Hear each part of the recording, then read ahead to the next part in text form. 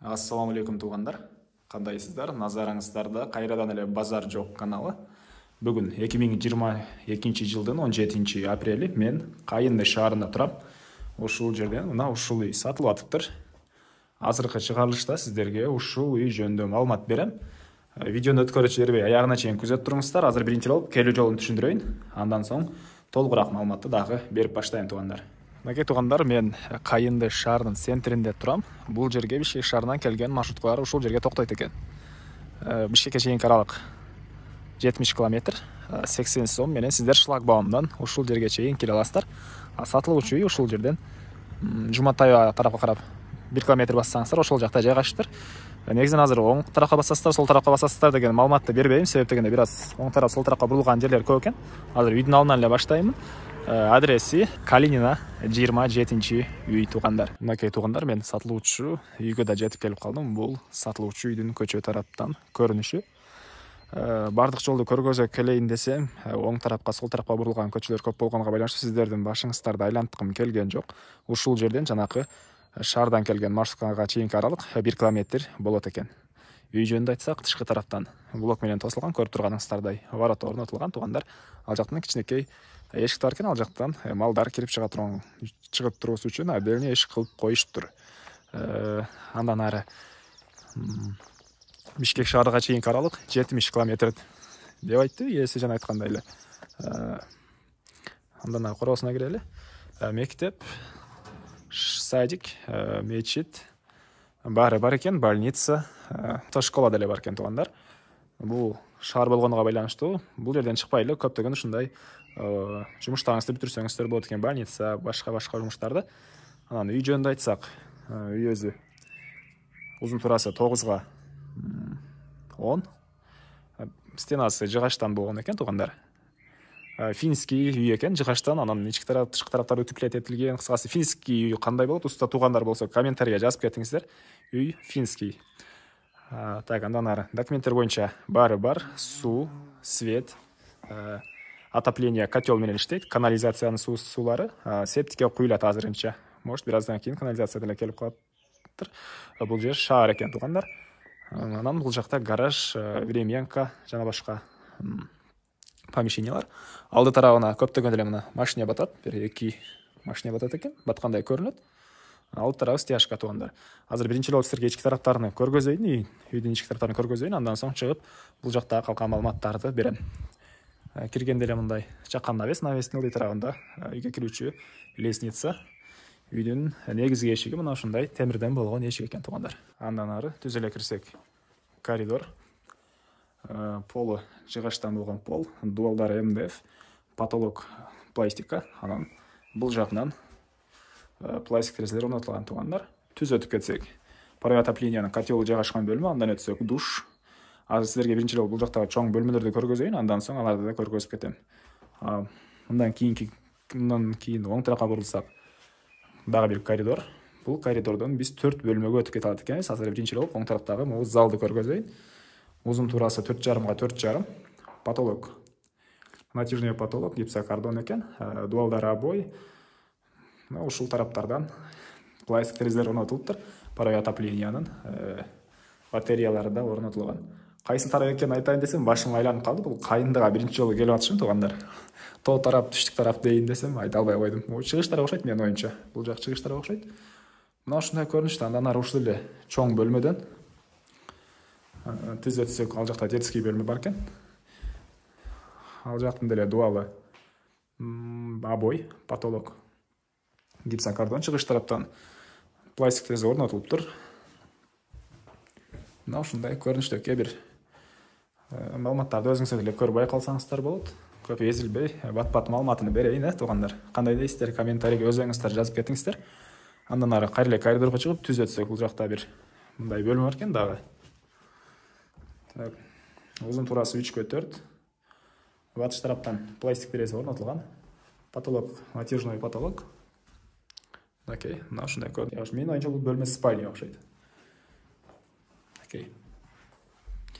Мына ушундай көрүнүштө. Дуалдар обой, пол жыгачтан болгон пол. Андан ары кайра эле түз өтүп,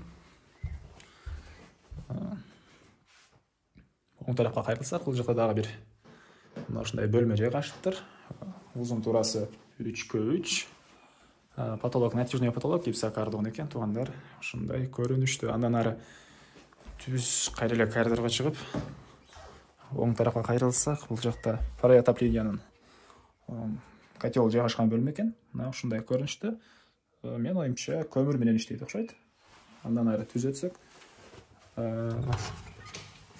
душ жайгаштыр туугандар.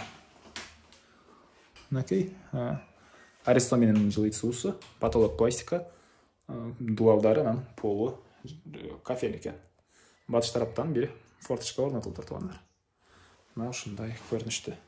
Узун турасы 2x2 көрүнөт. Андан ары короосуна чыгайын да калган маалыматтарды берейин туугандар. Туугандар, мен кайра үйдүн короосунамын. Бул чыгыш тарабынан көрүнүшү. Бул жакта мондай бир аз жер бар экен. Кааласаңыз гүлек эгип койсоңуз болот. Бул жерде арча багы. Андан ары сол тарапка карап кетербиз. Бул жакта времянка. Мынакей. Узун турасы 5ке 4,5 көрүнөт. Потолок пластик экен. Полдор жыгачтан болгон. Пол чыгыш тараптан жыгачтан болгон терезе орнотулган.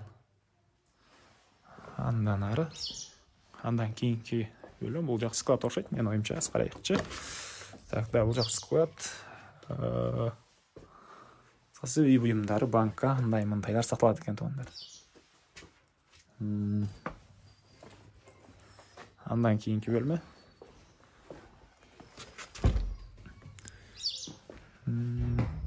Бул жакта эле склад кылсаңыздар болот, кааласаңыздар кухня кылсаңыздар деле болот экен. Мынакей. Полу стяжка, ылдый тарабында подвал бар экен, погреб. Потолок фанера. Узун турасы бир 4,5-га 5 көрүнөт. Мына ушундай көрүнүштүү. Андан ары түз эле кайра чыгып, бул жакта чыксак, гараж бар экен. Гараждын ямасы деле бар экен туугандар. Мынакей. Уста байкелерге ыңгайлуу экен. Мынакей. Мына ушундай көрүнүштүү. Андан ары үйдүн ылдый тарабында деле подвал бар окшойт. Аны деле ээсинен сурап жазып коем. Бул жака эшик бар экен, ана кичинекей. Үйдүн батыш тарабына өтсөк туугандар, бул жакта мал сарайлар.